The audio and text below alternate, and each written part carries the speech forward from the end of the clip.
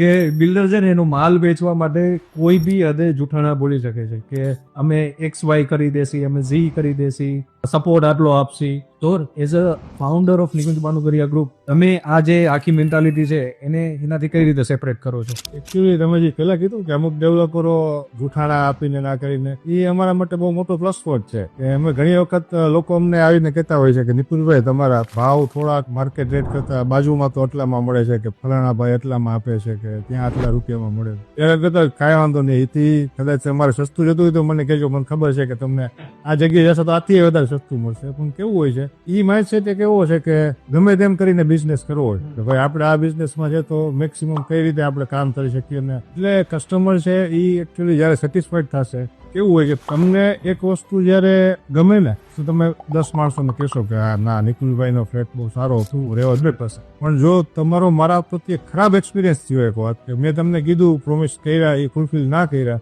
તો તમે 50 માણસોને કહેશો. એટલે નેગેટિવિટી સ્પ્રેડ થતા વાર ન લાગે, પોઝિટિવિટી સ્પ્રેડ થતા વાર લાગે કે આજે અમે 10-12 વર્ષથી અમે કન્ટિન્યુઅસલી આ મહેનત કરીએ છીએ. 100% નહીં તો એથી થોડાક ઓછા, પણ અમારો કોશિશ એવી હોય છે કે અમે અમારા લેવલ બેસ્ટ ટ્રાય કરીને લોકોને કઈ રીતે સારું આપી શકીએ.